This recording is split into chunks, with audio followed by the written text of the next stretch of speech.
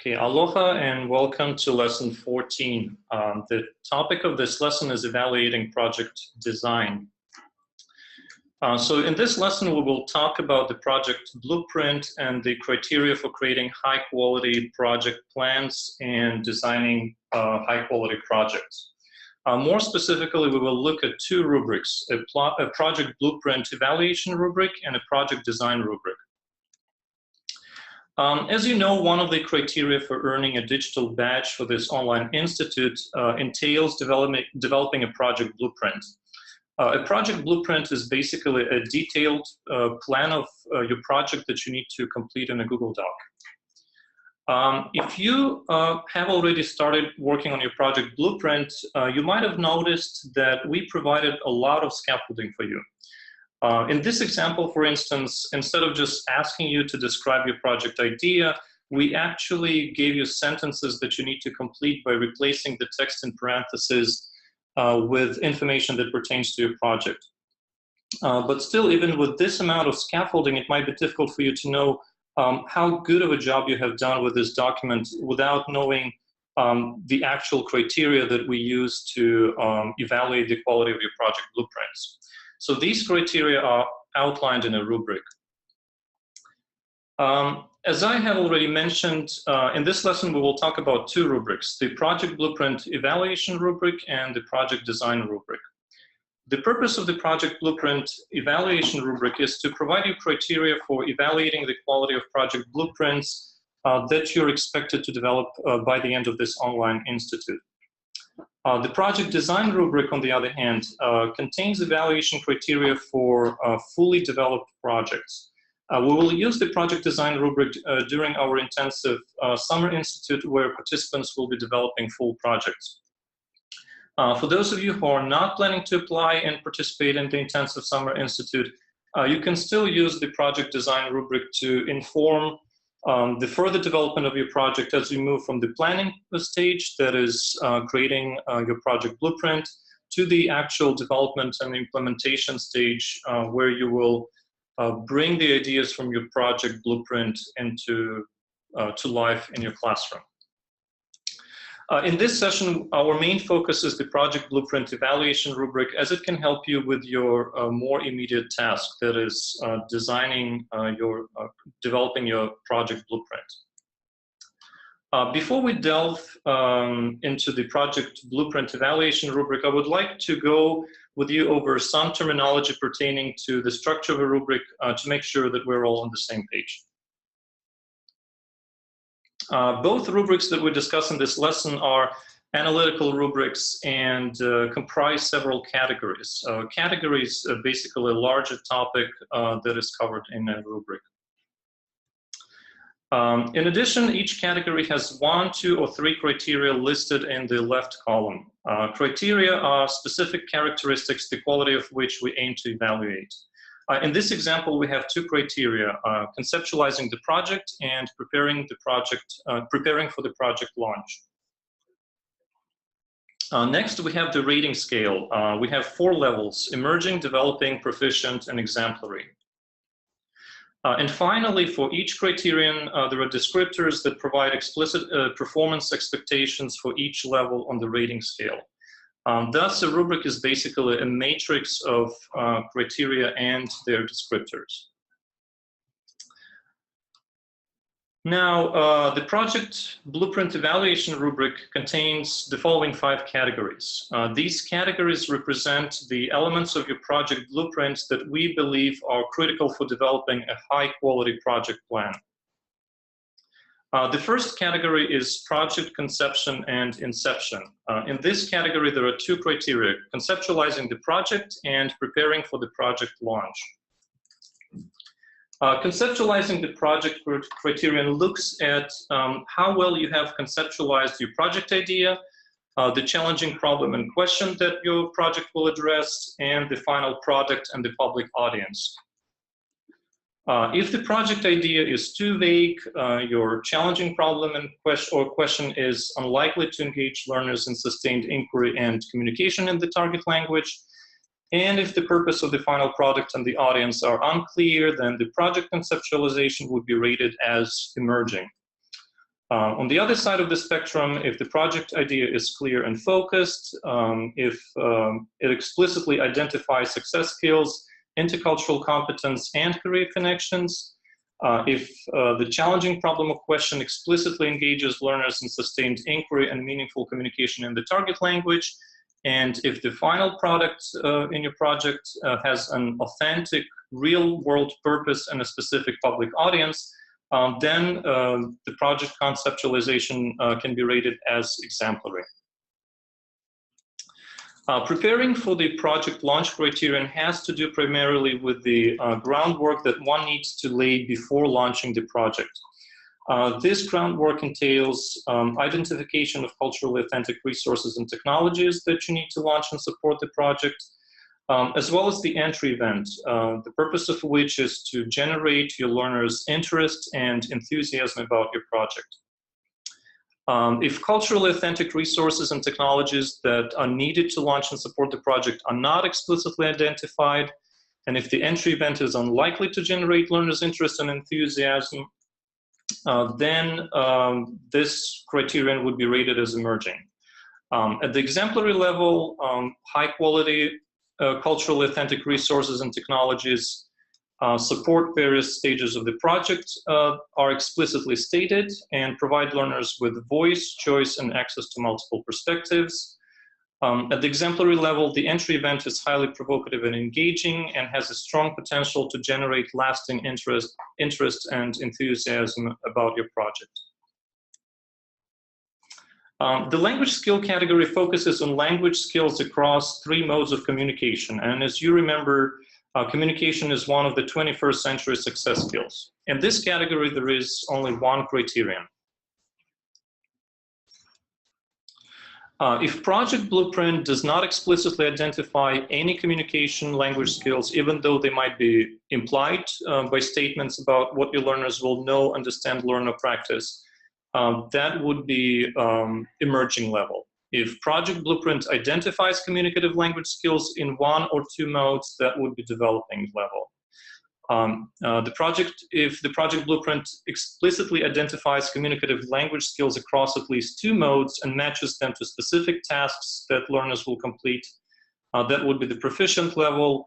And at the exemplary level, the Project Blueprint explicitly identifies communicative language skills across all 3 modes in a way that engages learners in meaningful personal expression and active negotiation of meaning, and matches them to specific tasks that learners will complete during the project. Please pay attention to the descriptors for levels 3, proficient, and level 4, exemplary. Your language skills should be matched to specific tasks in the planning tasks and matching them to SLO's table in your project blueprint. And this is the table that I've just mentioned. The next category in the rubric is connections to career clusters and interculturality. Based on the criteria in this category, the project blueprint should demonstrate a clear connection of the project tasks to career clusters or specific pathways within each cluster, as well as the development of intercultural competence. With regards to the first criterion that has to do with career clusters, if the project blueprint implies connection to 1 or more clusters, but the tasks are tangential to the challenging problem or question that your project aims to address, then this element of the project blueprint would be rated as emerging. If the project blueprint has general reference to 1 or more career clusters, but doesn't include specific tasks, that would be developing. If the project blueprint demonstrates alignment to specific tasks of 1 or more career clusters, that would be the proficient level. And at the exemplary level, the project blueprint demonstrates alignment to specific tasks and that are critical for solving the problem and learners' engagement in partnership with professionals in the world of work. With regards to the development of intercultural competence, if the project blueprint does not explicitly state how the project fosters the development of intercultural competence, that would be an example of emerging level. And if the project explicitly demonstrates how the project fosters the development of intercultural competence, including the ability to interpret different cultures and to reflect upon one's own culture, then that would be an example of exemplary. The fourth category is student learning outcomes and assessments. According to this category, the project blueprint should clearly state student learning outcomes that are matched to specific tasks, as again demonstrated in the planning tasks, and matching them to SLO's table in your project blueprint. And the project blueprint should also demonstrate how different aspects of the project will be assessed and provide at least one fully developed rubric for a sample task. Accordingly, there are three criteria in this category: alignment of SLOs with project tasks, assessment and feedback, and rubric for a sample key task. If SLOs are implied, but they do not explicitly address the development of language skills, intercultural competence, or connections to the workplace, then this aspect of your project blueprint can be rated as emerging. If SLOs are clearly stated and may explicitly address the development of skills, but are not aligned with tasks, then this would be the developing level. If SLOs explicitly address the development of language skills and intercultural competence or connections to the workplace and are aligned with some tasks, that would be the proficient level. And at the exemplary level, SLOs address the development of language skills, intercultural competence, and connections to the workplace. And they're also aligned with the tasks in the table of your project, the table with tasks in your project blueprint.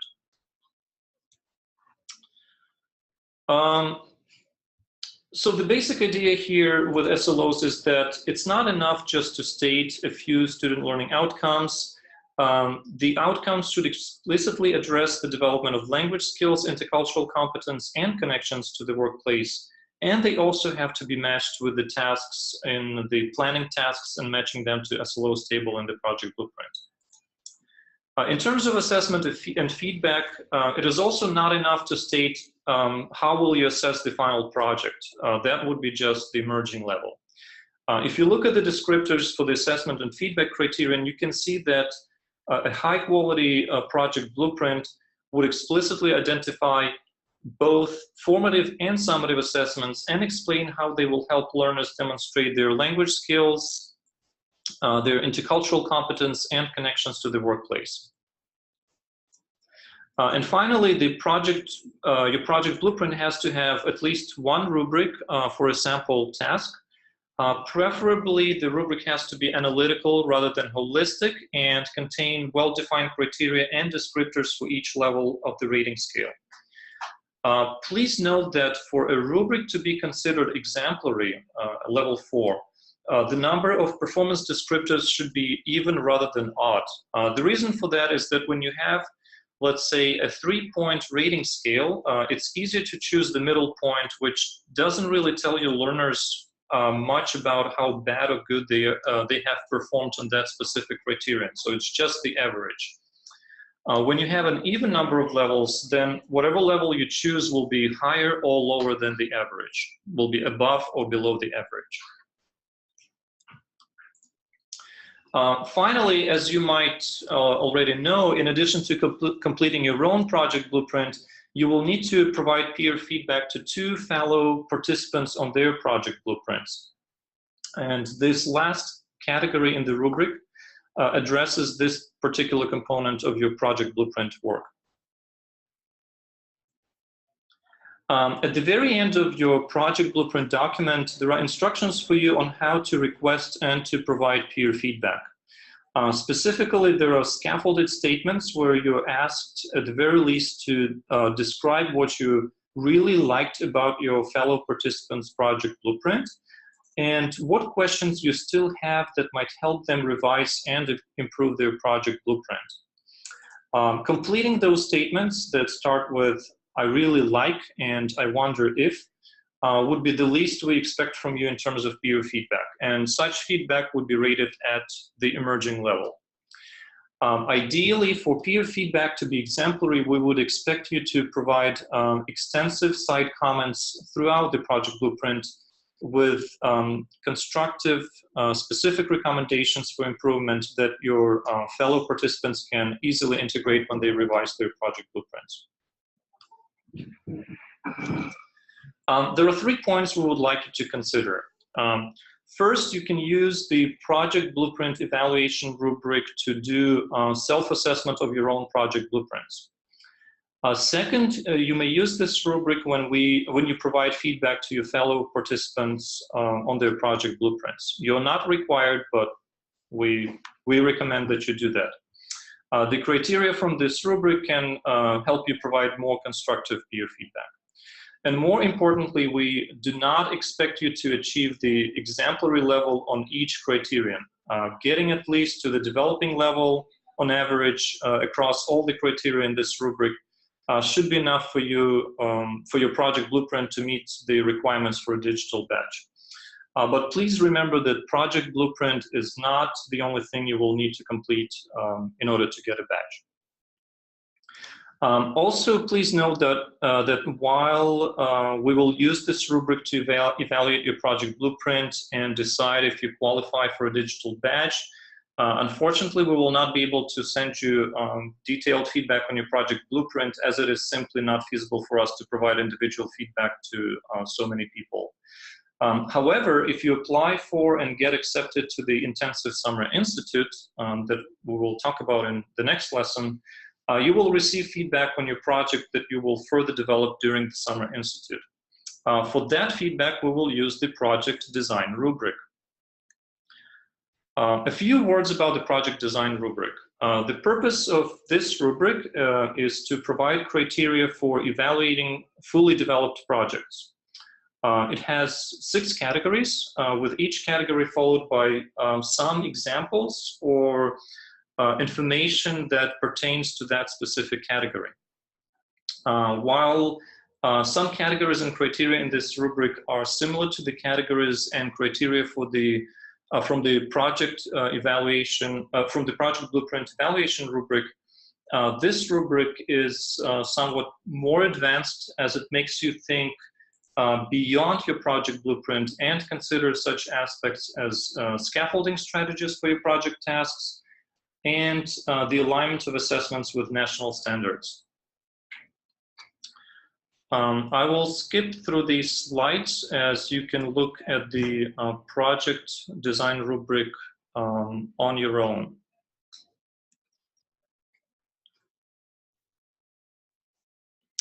A few things to consider. First, you can use the project design rubric after you have completed your project blueprint and moved to the development of the actual content for your project. And you can also use this rubric to inform your project design decisions and help you create a high-quality project. Here are the links to these 2 rubrics. We will post these links in Lesson 14 in the online module, so you will have access to them by the end of this week. And thank you, and let's see if we have any questions. Thank you, Russ. Stephen here. Yes, I would like to reiterate that you will be able to follow links to the actual documents, those 2 rubrics, and read them at your leisure by going into the More to Consider section of Lesson 14. That will be available, we hope, by the end of Friday. Now, I'd like to turn and address another question that came up about the career clusters and pathways. So you will remember from Cindy's presentation that career clusters and pathways represents a possibility for us in organizing our curriculum. We're not saying that we're going to teach these kids to do that job. That's not really the objective. The objective is to look ahead beyond the student's life in school to their possible future work life, and to make the connection between the content that we are teaching and the ways that that content and those skills are used in the professional world, and that becomes a tool for us when we're developing our own curriculum.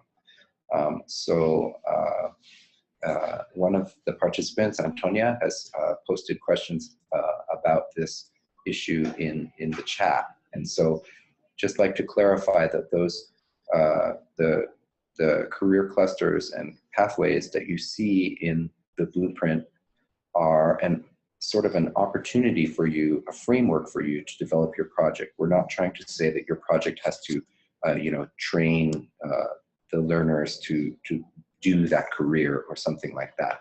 And there's one additional thing that I would like to bring up here, and I would like Cindy to jump in if she's inclined. That is, one project may involve a number of different career clusters and pathways, and that represents a sort of a complication for you, a challenge for you, because it may be that just as in life beyond the classroom, one group of people working together on a single endeavor has to do different kinds of work in different topic areas with different kinds of expertise and put it all together in the end. And PBL is supposed to be like that. There is supposed to be individual pursuit of student interests and specialized work on different parts of the project. Just as in a team producing a movie, we have gaffers, and we have scene designers, and we have the director, and we have the talent. It's supposed to be like that, where it's diversified, but that represents a real organizational challenge for us when we go forward on doing our projects. And the intention, I think, of introducing career clusters and pathways is to help you organize those different kinds of work. Cindy, am I more or less hitting the mark? Yeah, I think you're actually describing it quite well, Stephen. That interdisciplinary nature of your projects, as you're developing them out, you can imagine all the different connections that could come up. And by looking at those different tasks and skills, it will help you get ideas on some of the real world things that students could do as they're investigating their project, and you can connect it to things that they're interested in career-wise. Stephen hit it on the head when he said it's a lot in the planning and the organization. And I think that goes even beyond career clusters. It goes to, we all know when we're planning how much time we put into our planning, and the more planning we do on the front side, the smoother things will go, and we have our plan B and our plan C when we're in the classroom. So by planning this out and thinking about all of your different connections, it will end up paying dividends in the implementation phase.